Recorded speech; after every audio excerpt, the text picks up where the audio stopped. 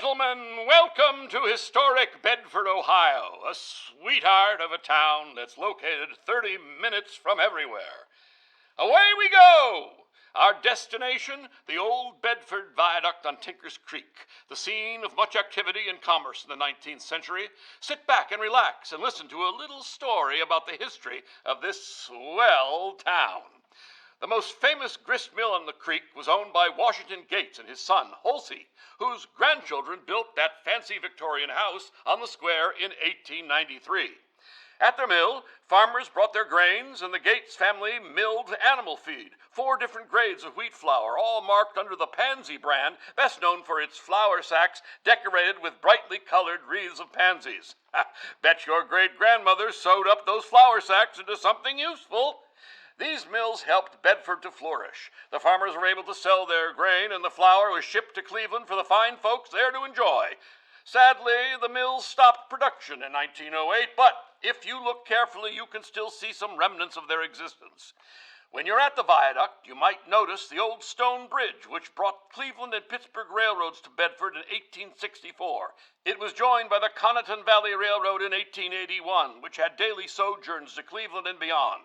The railroads meant progress, but life changed after the stock market took a plunge in 1929.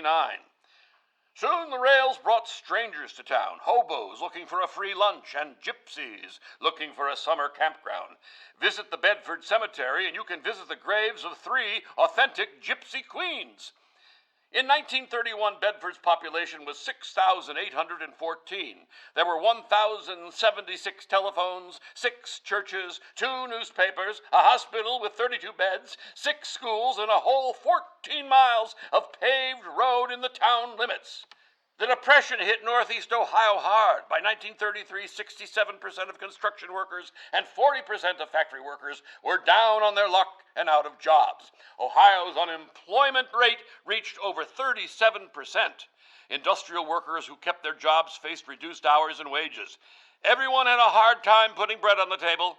City residents in Ohio moved to the country where they hoped to grow their own food and feed their families. Meanwhile, up in Cleveland, a serial killer was on the loose.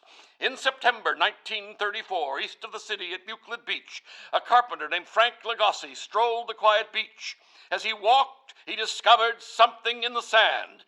To his horror, Lagasse had found a human body. It was a dismembered lower half of a female torso, severed at the waist. The police never identified her nor caught the killer. They simply dubbed her the Lady of the Lake. Time would tell that she would become known as the first victim of Cleveland's notorious torso killer, a.k.a. the Mad Butcher of Kingsbury Run, who went on to kill and dismember at least 12 more people over the next 4 years. He disappeared as mysteriously as he appeared, but during his time in Cleveland, he terrorized the city and was the ruin of Cleveland's top lawman, Eliot Ness. And now, a few words from our sponsor.